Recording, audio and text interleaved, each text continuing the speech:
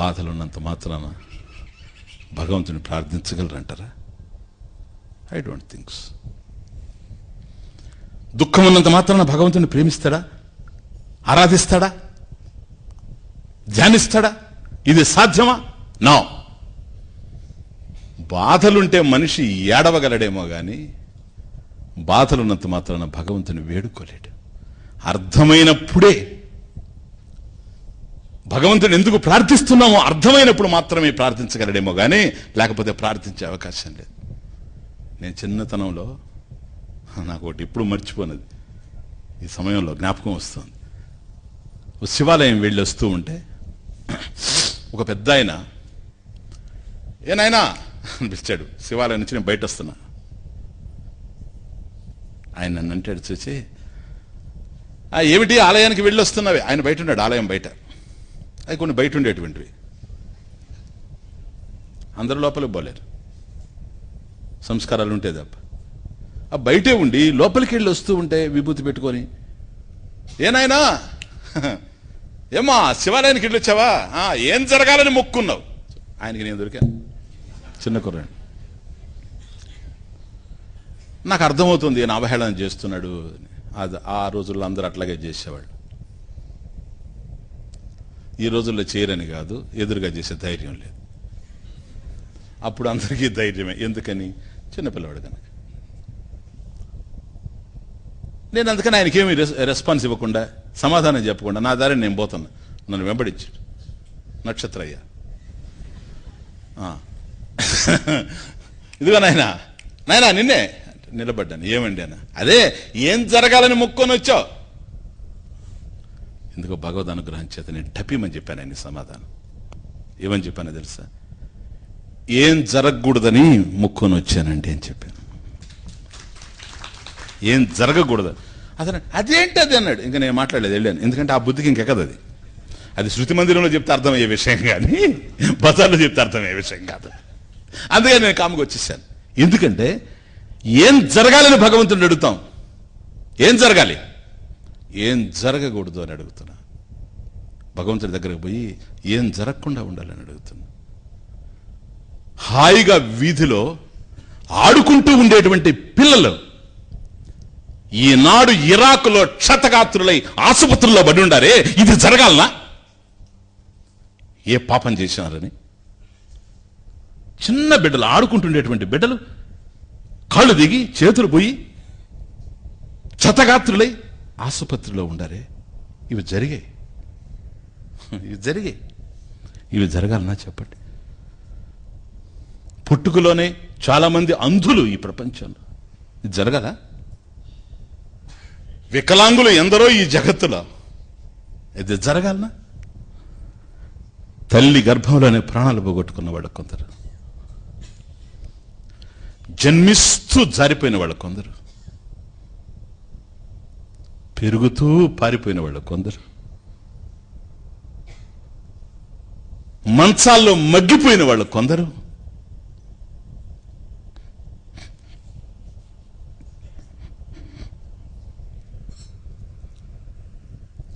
రైళ్లలో రాలిపోయిన వాళ్ళు కొందరు.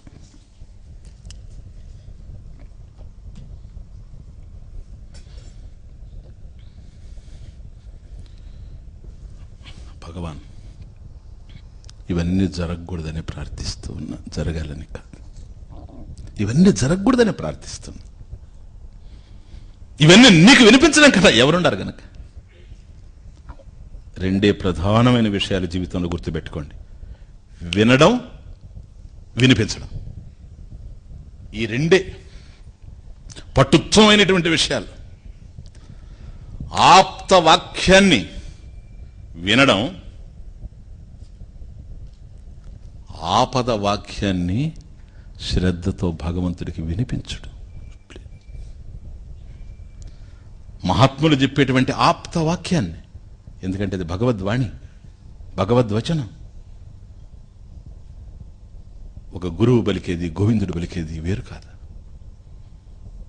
ఒక శంకరుడు పలికింది, కృష్ణుడు పలికింది వేరు కాదు. గురువు గోవిందుడు ఒకటే. అందువల్ల అది ఆప్త వచనం, ఆప్త వాక్యం. ఆప్త వాక్యాన్ని వినడం, ఆపద వాక్యం మన దగ్గర ఉంది చూచారు, ఆపద. దీన్ని భగవంతుడికి వినిపించడం. వినవలసింది ఏదన్నా ఉంటే అదొక్కటే, శ్రోతవ్య, పరమాత్మ విషయమే. వినిపించదలుచుకున్నావనుకో, నీ బాధలు ఏవైతే ఉన్నావో అవన్నీ భగవంతుడికి వినిపించాలి. సాధనలో ప్రధానంగా ఇది నేర్చుకోవాలి. ఓకే, అందుకని భూయయేవ మహాబాహో శృణు మే పరమం వచః. ఏ అధ్యాయం? పోండి, థ్యాంక్స్. నేను కష్టపడి అన్ని నెలలు చెప్పిన దానికి జ్ఞాపకం పెట్టుకున్నారు. ఓకే, భూయేవ మహాబాహో శృణు మే పరమం వచః. మేం పరమం వచః మహాబాహో అర్జున శృణు, విను. అది ఆప్తవాక్యాన్ని విను. ఎక్కడ చెప్పాడు ఈ మాట? 10వ అధ్యాయం ప్రారంభంలో. అంటే 9వ అధ్యాయం అయిపోయింది, పూర్వార్థం అయిపోయింది, ఉత్తరార్థం ప్రారంభం అవుతుంది. భగవద్గీత సగం అయిన తర్వాత 9వ అధ్యాయం అయిపోయిన తర్వాత 10వ అధ్యాయం ప్రారంభంలో. అందులో అయిపోయినటువంటి అధ్యాయం ఏంటది? పూర్తయింది రాజవిద్య, రాజగుహ్యం. అందువల్ల భూయ, మరలా చెప్తున్నాను విను. శృణు మే పరమం వచః, మే పరమం వచః శృణు. ఉత్కృష్టమైనటువంటి నా మాట నువ్వు విను అర్జున. మళ్ళీ ఒక్కసారి 18వ అధ్యాయంలో, ఇక్కడ 10వ అధ్యాయంలో 1వ శ్లోకం, అక్కడ 18వ అధ్యాయంలో ఇంకా 64వ శ్లోకం. సర్వగుహ్యతమం భూయః, పదాలు చూడండి. సర్వగుహ్యతమం భూయః శృణు మే పరమం వచః. మే పరమం వచః శృణు. 9వ అధ్యాయం అయిపోయిన తర్వాత 10వ అధ్యాయం ప్రారంభం చేస్తూ భగవద్గీత సగం చెప్పిన తర్వాత, పూర్వార్థం అయిన తర్వాత శృణు, మళ్ళీ విను అంటున్నాడు. ఏంటో తెలుసా? రాజగుహ్యం అయిపోయింది. 18వ అధ్యాయం అయిపోతుంది, 64వ శ్లోకం దగ్గర అంటున్నాడు ఈ మాట. ఏమిటో తెలుసా? మళ్ళీ సర్వగుహ్యతమం, గుహ్యం, రాజవిద్య, రాజగుహ్యం ఇక్కడ. భూయ ఏవ మహాబాహో అక్కడ సర్వగుహ్యతమం భూయః శృణు మే పరమం వచః. సేమ్ అదే పదాలు, ఇంకేమి లేదు. కాబట్టి ఉత్కృష్టమైనటువంటి నా మాటని నువ్వు ఆలకించు అర్జున. ఎందుకని? చెవులున్నది అందుకే, శ్రవణం. అర్థమవుతుంది? కాబట్టి శ్రవణం ఒక్కటే జరగాలి. అందవలసింది చెవికి అందడం లేదు ఇంకా. ఒకవేళ చెవికి అందినా అది పోయి బుద్ధిలో నిలవడం లేదు. ఈ రెండు జరగాలి. అంతవరకు భూయః, మరలా విను, మళ్ళీ మళ్ళీ విను. మే పరమం వచః, ఉత్కృష్టమైనటువంటి నా మాట విను. మనం అంటున్నాం, నికృష్టమైన నా బాధను కూడా నువ్వు విను భగవాన్. ఎందుకు? నా బాధను నువ్వు మొదట నీకు వినిపిస్తా, నీ బోధన నాకు వినిపిస్తావు. ఇది కూడా చాలా ఇంపార్టెంట్. మన బాధను భగవంతుడికి వినిపిస్తేనే భగవంతుని బోధ మనకు అర్థమవుతుంది. అంతేనా? అర్జునుడు అదే కదా చేశాడు. మొదట అర్జునుడు ఏడిస్తేనే, మొట్టమొదట అర్జునుడు విషాదం భగవంతుని ముందు పెట్టాడు. తర్వాత ప్రేమతో కృష్ణుడు ఆయన విజ్ఞానం అంతా ఈయన ముందు పరిచేశాడు. తీసుకోపోవాలి. కనుక విషాదాన్ని భగవంతుడి ముందు పెట్టాడు, తన బాధను భగవంతుడి ముందు పెట్టాడు, తన కష్టాన్ని భగవంతుడికి వినిపించాడు. కనుక నువ్వు కూడా వెళ్ళు. భగవాన్, నీ బోధ ఇప్పుడేం అర్థం అవుతుంది నాకు. ఎందుకని? బాధల్లో కూరుకుపోయిన వాడిని. కాబట్టి శృణు అంటున్నావు నువ్వు, నేను చెప్తున్నాను శృణ్వతః. అయ్యా విను. నేను చెప్తున్నది ఏంటంటే, మొదట నువ్వు విను, తర్వాత నేను వింటా. అర్థమవుతుంది? నీలకంఠ దీక్షితుల వారు అమ్మవారికి వినిపించారు. అర్జునుడు ఆయన బాధనంతా కృష్ణుడికి వినిపించాడు. నీకు విన్నావు, శుభ్రంగా విన్నావు.